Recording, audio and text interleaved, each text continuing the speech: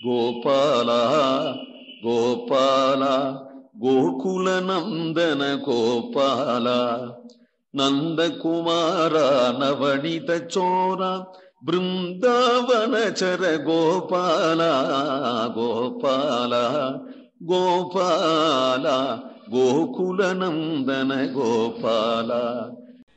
இருக்கொடு நீர் சங்கீர் கொண்டிட்டு எழில் மறையோர்வம் துணின்றார். அது என்னமோ வருது, காளி வருது, மூலி வருது, இதெல்லாம் பார்க்க போக வேண்டாண்டா கண்ணா. இதோ பார், இந்த பெரியவாள்லாம் வராப்பார். அவர்கள்லாம் உனக்கு திருவாராதனம் பண்றதுக்காக சொம்புகள்ல தீர்த்தங்கள்லாம் எடுத்துண்டு வெண் சங்குல தீர்த்தம் எடுத்துக்கொண்டு புருஷ சூக்தம் சொல்லிக் கொண்டே வரா.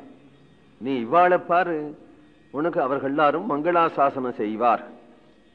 இருக்கோடு புருஷ சூக்தம் 4 வேதத்துக்கும் சொந்தமா இருந்தா கூட ருக்வேதத்துலதான் முக்கியமா இருக்கு. 16 ருக்குகள். அதனால சொல்றார் இருக்கோடு நீர் சங்கீர் கொண்டு. ருக்குனா ருக்வேதம் தான், வியாக்கியானத்துல புருஷ சூக்தம்னே எழுதியிருக்கா.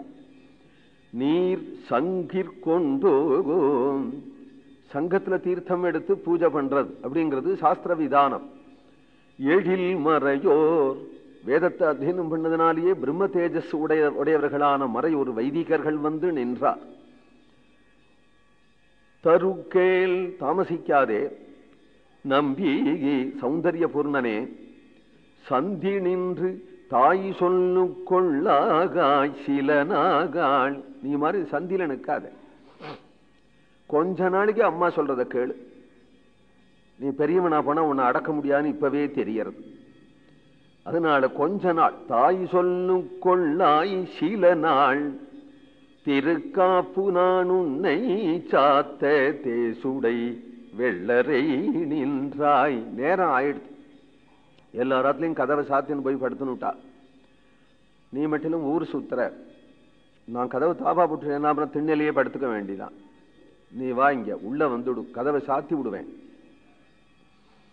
தேசுடை வெள்ளரை நின்றாய் உரு காட்டும் அந்தி விளக்கின்று ஒளி கொள்ள ஏற்றுகொள்வாராய் ஏற்றுகேன் வாராய்.